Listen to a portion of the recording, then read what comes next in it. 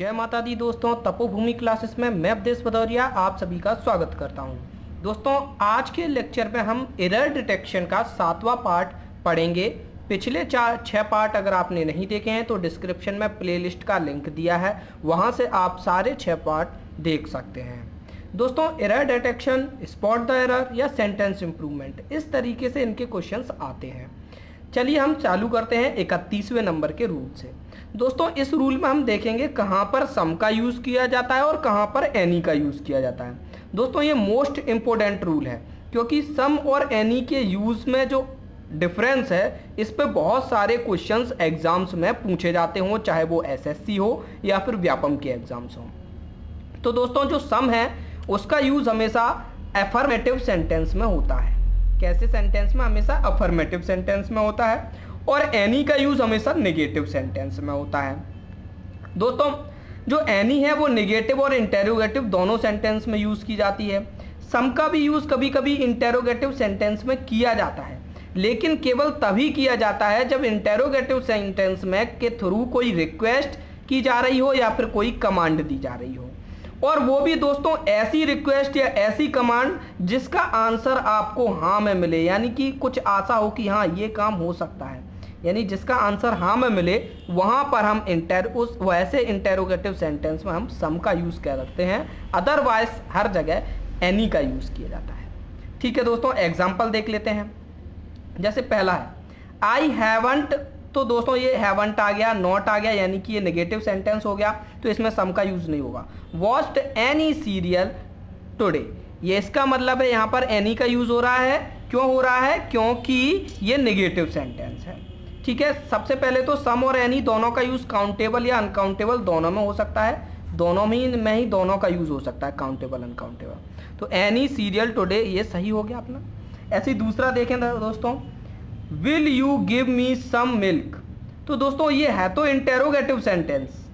Will you give me some milk, ये interrogative, ये question mark लगा है, तो ये है तो इंटेरोगेटिव सेंटेंस। लेकिन अगर इसका आंसर यस में मिल रहा है, यानी कि एक तरीके से रिक्वेस्ट है, क्या आप मुझे थोड़ा सा दूध दे सकते हैं, सम मिल्क, यानी हमको अगर कोई दे रहा है, हम उससे लेना चाहते हैं, अगर हम उससे लेना चाहते हैं तो हम यहाँ पर सम का यूज़ करेंगे। यानी कि जो रिस्पॉन्स है वो अगर पॉजिटिव है, पॉजिटिव रिस्पॉन्स चाहते हैं तो ये सम का यूज़ सही होगा। दोस्तों इसी की जगह ऐसा भी हो सकता था कि do you have any milk, इसका मतलब है क्या तुम्हारे पास कोई मिल्क है, इसका मतलब अपन को चाहिए नहीं, अपन बस उसको बता रहे हैं तुम पे तो है ही नहीं, मतलब निगेटिव आंसर के तौर पे अगर यूज़ करना चाह रहे हैं तो एनी आएगा। जैसे नीचे वाले सेंटेंस में हैव यू एनी नॉवेल, इसका मतलब है कोई किसी से पूछ रहा है, इंटेरोगेटिव में, इंटेरोगेटिव सेंटेंस है, कोई पूछ रहा है हैव यू एनी नॉवेल, यानी कि आप तुम्हारे पास कोई नॉवेल है, मतलब अपन ऐसा सोच रहे हैं कि नहीं होगा इसके पास, इसलिए अगर पूछ रहे हैं तो अपन कहेंगे हैव यू एनी नॉवेल। अगर यहाँ पर अपन ऐसे बोलते हैं हैव यू सम नॉवेल, इसका मतलब है हम चाहते हैं कि हमको मिल जाए, इसके पास कुछ हो तो ये शायद मुझे दे दे। ठीक है, ऐसा रिस्पॉन्स अगर अपन चाहते हैं तो सम का यूज़ होगा, अदरवाइज नेगेटिव रिस्पॉन्स में हमेशा एनी का यूज़ होगा। ऐसे ही अगला देखते हैं, they have purchased some book, तो दोस्तों अफर्मेटिव सेंटेंस है तो सम आएगा, तो सम है। सिंपल सा है दोस्तों, अफर्मेटिव सेंटेंस में सम का यूज़ होता है, नेगेटिव सेंटेंस में एनी का यूज़ होता है, इंटेरोगेटिव में भी एनी का यूज़ होता है। केवल ऐसे इंटेरोगेटिव सेंटेंस जिनमें कोई रिक्वेस्ट या कमांड इस तरीके से की जाए कि हमको पॉजिटिव रिस्पॉन्स मिलने की उम्मीद हो, या फिर पॉजिटिव रिस्पॉन्स से कोई रिक्वेस्ट की जाए, पॉजिटिव उम्मीद से की जाए, तो वहाँ पर हम इंटेरोगेटिव सेंटेंस में भी सम का यूज़ कर देते हैं। तो दोस्तों बहुत सरल है, लेकिन इसके क्वेश्चंस बहुत सारे एग्जाम्स में पूछे जाते हैं। अब आते हैं दोस्तों 32वें नंबर के रूल पे। 32वें नंबर का रूल आपको 3 वर्ड में डिफरेंशिएट करके मैं बताऊंगा कि फर्दर क्या है, फार्दर क्या है, फर्दर क्या और फारदेस्ट क्या है। ठीक है दोस्तों, इन पे भी क्वेश्चंस एग्जाम में आते हैं। फार का मतलब आप सभी को पता है क्या होता है, दूर, दूर, और फार्दर इसकी कंपैरेटिव डिग्री है और फारदेस्ट सुपरलेटिव डिग्री है। ठीक है दोस्तों, ये इसकी कैसी कंपैरेटिव डिग्री, कंपैरेटिव डिग्री है, और ये आपकी सुपरलेटिव डिग्री है। ठीक है, तो फादर यानी कि और दूर, और फारदेस्ट यानी सबसे दूर। फर्दर का मतलब दोस्तों, फर्दर एक अलग ही वर्ड हो गया, ये यहाँ पर ए है, यहाँ पर यू होता है, फर्दर। फर्दर का मतलब होता है इन एडिशनल, एडिशन में, अतिरिक्त। ठीक है, अब दोस्तों देखो क्वेश्चन कैसे आता है। जैसे आपका पहला क्वेश्चन है यहाँ पर, मुंबई इज और फिर फिल इन द ब्लैंक है from Alwar then from Jaipur, यानी कि मुंबई अलवर से देन फ्रॉम जयपुर, मतलब जयपुर से ज़्यादा अलवर से दूर है, ऐसा कुछ बोलना चाह रहा है। तो दोस्तों यहाँ पर देखो देन आ गया है और दो के बीच में कंपैरिजन हो रहा है, तो यहाँ पर कौन सी कंपैरेटिव डिग्री यूज़ होगी, यानी कि फार्दर यूज़ होगा। फर्दर तो अतिरिक्त होता है, फारदेस्ट यानी सबसे दूर, तो ये भी यूज़ नहीं होगा, फार यानी दूर, ये भी यूज़ नहीं होगा, तो फर्स्ट यूज़ होगा फादर, यहाँ पर फादर, ठीक है। अब देखो दोस्तों दूसरे सेंटेंस में, no fill in the blank action is required, तो दोस्तों यहाँ पर ये दूर से तो कोई मतलब ही नहीं है कि कोई भी एक्शन की ज़रूरत नहीं है, कोई अतिरिक्त एक्शन की ज़रूरत नहीं है, ये आंसर, ये इसका जवाब हो सकता है। तो ये फार्दर तो गलत ही है, कोई मतलब ही नहीं है फारदेस्ट फार इनका यूज़ करना, तो फर्दर लगेगा, यहाँ पर क्या लगेगा, फर्दर। तो दोस्तों बस अपन को मीनिंग मालूम होनी चाहिए कि फार्दर की क्या है, फर्दर की क्या है। अगर हम सही तरीके से इसको प्रोनाउंस भी कर रहे हैं ना देख के, तो भी अपन सही लगा देंगे, लेकिन अगर अपन पढ़ ही गलत रहे हैं तो ये गलती कर जाएंगे। अब आते हैं दोस्तों अगले रूल पे, 33 नंबर के रूल पे। इसमें दोस्तों क्या बताया गया है, अनदर, अदर और एनी अदर, इनको कहाँ कहाँ पे यूज करना है, इसमें अंतर बताया गया है। अनदर का यूज दोस्तों हमेशा सिंगुलर नाउन के साथ होता है और अदर का यूज हमेशा प्लूरल नाउन के साथ होता है। अनदर का हमेशा किसके साथ होता है, सिंगुलर नाउन के साथ, और अदर का होता है प्लूरल नाउन के साथ। एनी अदर का यूज दोस्तों सिंगुलर प्लूरल दोनों के साथ हो जाता है, लेकिन हमेशा नेगेटिव सेंटेंस में ही होगा। अगर सेंटेंस नेगेटिव है तो वहां पर एनी अदर का यूज होगा। दोस्तों एनी अपने आप में ही नेगेटिव सेंस रखता है, एनी हमेशा वहीं पे लगाया जाता है जहां पर नेगेटिव सेंस आ रहा हो, या इंटेरोगेटिव सेंटेंस में भी ऐसी जगह पे ही लगाया जाता था जिसका आंसर नेगेटिव हो। तो दोस्तों एनी यहाँ भी आ गया तो ये भी नेगेटिव सेंटेंस में ही यूज होगा। अब देखो कैसे कहाँ पे यूज करना है। जैसे पहला सेंटेंस है, he has purchased fill in the blank book, तो दोस्तों ये सिंपल है, ये आपका नेगेटिव सेंटेंस तो है नहीं, अफर्मेटिव है। और यहाँ पर बुक कैसा है, बुक, बुक आपका सिंगुलर नाउन है, तो यहाँ पर क्या लगाएंगे, एनोदर लगाएंगे, तो क्या आ जाएगा, एनोदर, ठीक है।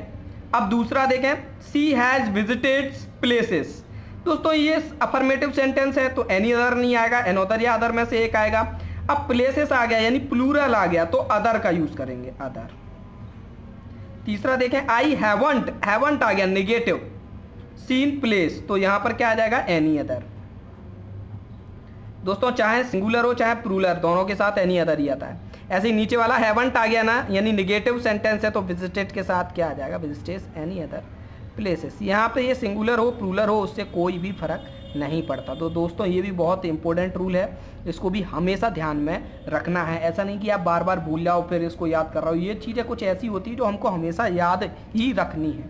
बहुत ही छोटी छोटी एरर्स हैं और इन पे क्वेश्चन आता है तो अपन तुरंत, अगर अपन को याद होगा तो दिख जाएगा, अगर याद नहीं होगा तो अपन को बिल्कुल भी नहीं दिखेगा, ये बात आप गारंटी रख लो।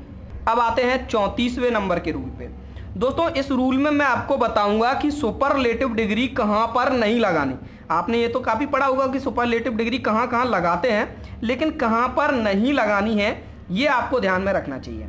तो दो वस्तुओं की अगर हम तुलना कर रहे हैं तो वहां पर सुपरलेटिव डिग्री बिल्कुल नहीं लगाएंगे, वहां पर केवल कंपैरेटिव डिग्री लगाएंगे।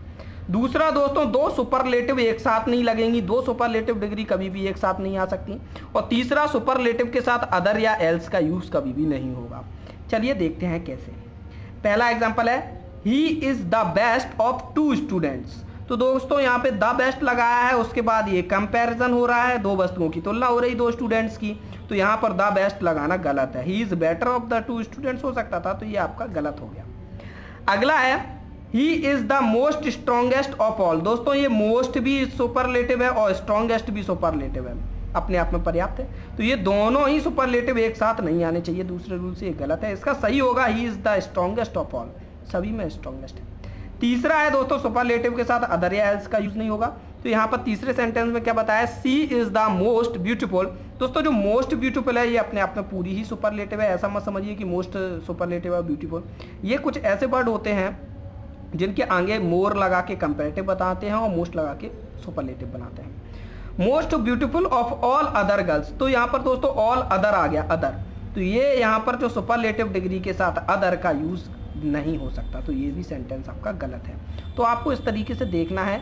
तो यहाँ पर दोस्तों देखो कंपैरिजन तो आपको दिख जाता है मोस्ट प्रॉब्ली, और दो सुपरलेटिव एक साथ आएंगी वो भी आपको दिख जाएगा। लेकिन ये जो तीसरा वाला है यहाँ पर अपन भूल जाते हैं, पर केवल इतना देखते हैं is the most beautiful of all other girls. तो ये अदर अपन एक तरीके से भूल जाते हैं, या एल्स आ जाए कुछ भी। तो अगर भी सुपरलेटिव डिग्री के साथ कहीं भी अदर या एल्स आ रहा है तो वहीं पे गलती है, ये आपको याद रखना है। अब आते हैं दोस्तों 35वें नंबर के रूल पे। इसमें मैं आपको बताऊंगा कि टू का यूज किस तरीके से करना होता है अलग अलग जगह पे। दोस्तों आज मैं एक ही वीडियो अपलोड करूंगा, कल भी एक करूंगा, अब डेली एक वीडियो ही रहेगी। क्या है दोस्तों, मेरे पास पूरे 50 रूल लिखे तो रखे नहीं है। मैं यहाँ से 5 रूल छांटता हूँ, उसके बाद वीडियो बनाता हूँ, फिर दोबारा से 5 रूल छांटता हूँ। ठीक है, तो अगर डेली 5-5 रूल अगर मैं अच्छी तरीके से एक ही दिन में मान लो 50 रूल लिखने होंगे तो फिर क्वालिटी थोड़ी गिर जाएगी अपनी कंटेंट की। इस वजह से मैं एक दिन में 5 रूल अच्छे से छांट लूँगा तो अच्छे रूल्स आपको मिल जाएंगे। इस वजह से डेली एक ही वीडियो रहा करेगा। तो चलिए देखते हैं 35वें नंबर का रूल। 35वें में क्या है, टू का अपन को अर्थ जो है, टू का अर्थ होता है मोर देन इनफ। टू का मतलब क्या होता है, मोर देन इनफ, यानी अतिशय, यानी पर्याप्त से ज़्यादा, यानी जो ज़रूरत है उससे ज़्यादा है। अतिशय है, अतिशय यानी कि पर्याप्त से ज़्यादा, मोर देन इनफ, ये टू का मतलब होता है मोर देन इनफ। लेकिन दोस्तों इसका यूज़ किस किस तरीके से होता है, तो 3 फॉर्म अपन देखेंगे। टू 3 जगह पे यूज़ हो रहा है, 3 जगह थोड़ा उसका अलग अलग अर्थ है। जैसे अगर दोस्तों टू फॉलोड हो इन्फिनेटिव से, इन्फिनेटिव आप सभी को पता है 2 + V1 को हम इन्फिनेटिव कहते हैं। ठीक है, इससे फॉलोड हो तो ऐसी सिचुएशन में जो टू का मीनिंग निकलता है वो निगेटिविटी बताता है। निगेटिव सेंस में टू का मीनिंग निकलता है। कैसे, अपन देख लेते हैं। जैसे कि ये लिखा है ही इज टू, ये टू के बाद टू वॉक आया, टू वीक एक वर्ड आ गया यहाँ noun. He is too weak to walk, यानी टू फॉलो हुआ इन्फिनेटिव से। ऐसे ही यहाँ पर she is too poor to pay या आपका इन्फिनेटिव हो गया टू पे हर फीस, तो टू फॉलो हुआ टू पे से, इन्फिनेटिव से। तो ऐसी जगह पे जो टू है वो नेगेटिविटी बताता है। कैसे दोस्तों, इनका मीनिंग अपन समझ जाए। He is too weak to walk, यानी वो चलने में बहुत ही कमजोर है, इतना कमजोर है कि वो चल नहीं सकता। कितना कमजोर है कि वह चल नहीं सकता, यानी निगेटिविटी बताई उन्होंने। ऐसे ही नीचे वाला सेंटेंस है he is too poor to pay her fees, वो इतना गरीब है कि अपनी फीस जमा नहीं करा सकती। वह इतनी गरीब है कि अपनी फीस जमा नहीं करा सकती, या नहीं का मतलब निकल रहा है। ऐसा नहीं कि भाई टू पे हर फीस, वो अपनी फीस जमा नहीं कर सकती, इतनी पुअर है। तो यहाँ जो अर्थ निकला है वो कैसा आया है, निगेटिव सेंस आया है। तो यहाँ पर अगर टू आपका इन्फिनेटिव के साथ इन्फिनेटिव फॉलो करता है टू को, तो टू का मतलब क्या है, निगेटिव सेंस बताता है। वह इतनी गरीब है कि अपनी फीस जमा नहीं करा सकती। ठीक है, तो दोस्तों ये यहाँ पर निगेटिव सेंस बताएगा।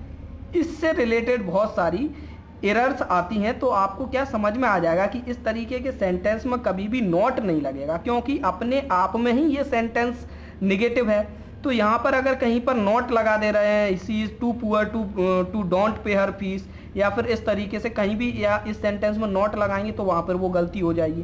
तो इस तरीके का आ सकता है आपके एग्जाम में, नॉट लगा देंगे तो आप वहाँ पे बता दोगे क्या गलती है। दूसरा देखें दोस्तों, टू का मतलब भी होता है, भी यानी आल्सो के मीनिंग में भी होता है। तो यहाँ पर टू कहाँ लगाते हैं, जैसे सब्जेक्ट के लिए आल्सो लगा रहे हैं तो सब्जेक्ट के तुरंत बाद लगाएंगे। ठीक है, ऐसे ही ऑब्जेक्ट के लिए तो ऑब्जेक्ट के तुरंत बाद लगाएंगे। जैसे he too went to America, यानी वह भी अमेरिका गया। He lost his bag and books too, वो उसने अपना बैग खो दिया और किताबें भी खो दी। ठीक है, तो यहाँ पर ये वाले टू का यूज़ तो आपने काफ़ी किया भी होगा। और ये सिंपल टू, यानी कि अतिशय या अत्यधिक, मोर देन इनफ के सेंस में निकल के आए। जैसे कि you are too weak in English, आप इंग्लिश में बहुत ही कमज़ोर हो। सी इज़ टू अगली, वह बहुत अगली है। ठीक है, तो यहाँ पर सिंपल मीनिंग निकल रहा है। तो दोस्तों ये टू का यूज़ बहुत इम्पोर्टेंट है, आपको ये अच्छे से आना चाहिए। ठीक है दोस्तों, तो ये लेक्चर आपको कैसा लगा हमको ज़रूर बताइए। साथ ही साथ दोस्तों जो लोग वन रक्षक की तैयारी कर रहे हैं उनके लिए हमने एक एंड्रॉयड ऐप लॉन्च किया है। नीचे डिस्क्रिप्शन में उसकी लिंक दी गई है, कमेंट में भी मैंने लिंक डाल रखी है, तो वहाँ से आप उसको डाउनलोड कर सकते हैं, इंस्टॉल कर सकते हैं। साथ ही अपने दोस्तों को भी इस बारे में सूचित कर सकते हैं। धन्यवाद, जय माता।